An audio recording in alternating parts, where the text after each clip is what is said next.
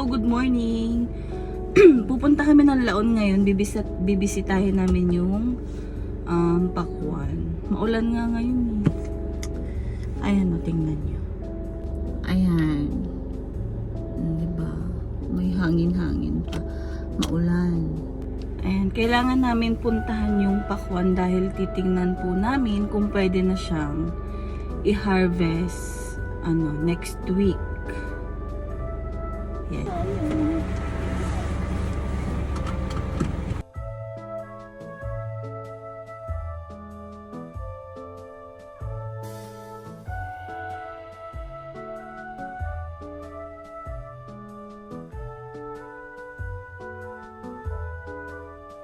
Nandito na kami.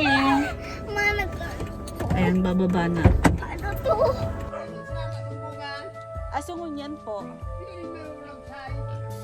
Ay, di yung green yun.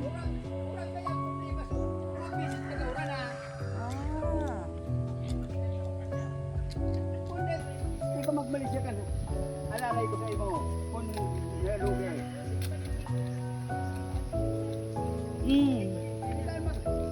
Ako man sa pagbuhat kang bangko, siya mo oras mong alalay na ang puno na lugi. Kaya yung may kandibilin niya. May mga dagat kapas lawon.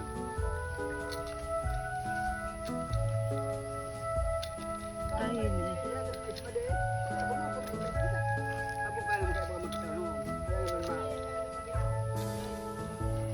Kaya na kaya magmais. Hanggang doon po sa dulo yung Pakuan. Kaso hindi na namin napuntahan kasi hindi na kaya ni Mama. Ayan, kung nakikita nyo po, yung pinapakita niya po, yan po yung na biyak na Pakuan dahil po sa ulan.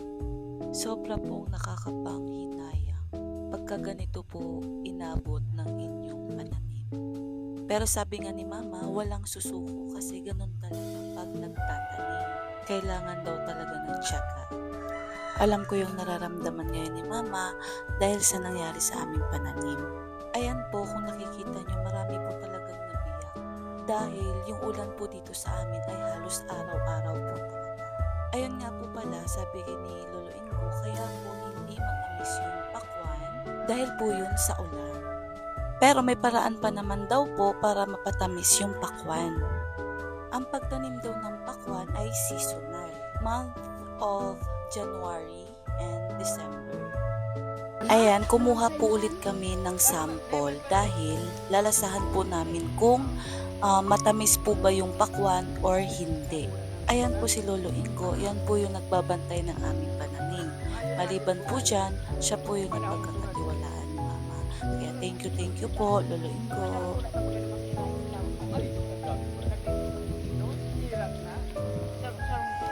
Ayan, pabalik na po kami nito sa sasakyan dahil po may pupuntahan po kami. Tsaka alam niyo po ba, si Mama lang po ata yung may-ari ng lupa na nahihiya siya mag-utos. Halimbawa, yung kukuha ng buko, ganun. Nahihiya siya dahil yun daw po yung hanap buhay. Ayaw niya pong bawasan dahil nga pa nagkokopra, yun, marami naman po talagang kita. Papunta na po kami nito sa fish fund dun po sa dulo.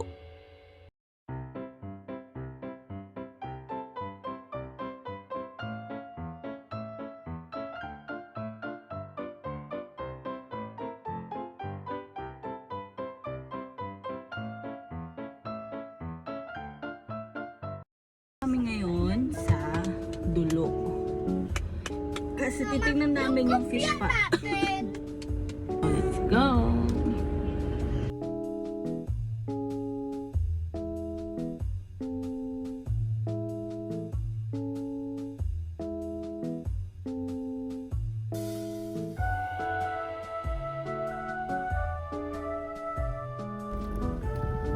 So, kada akong bata may tayo pa man.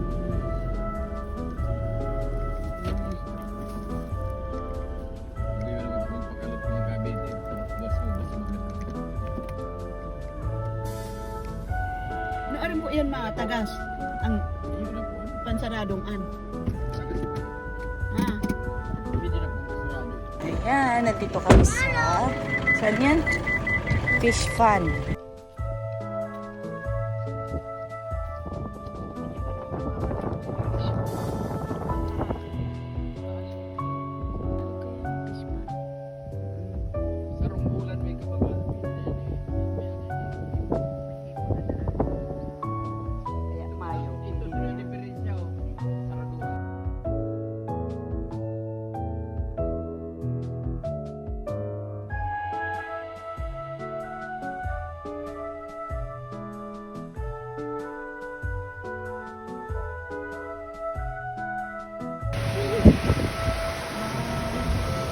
Dahil nalobat po ako dito ngayon unan nung binili namin, nabili po namin yan doon sa Sabang. Fresh na fresh po yung isda nila. Tayo ngayon sa Tagas Booty Board. Ayan, bumalik po kami dyan kasi niyaya ko silang lumabas.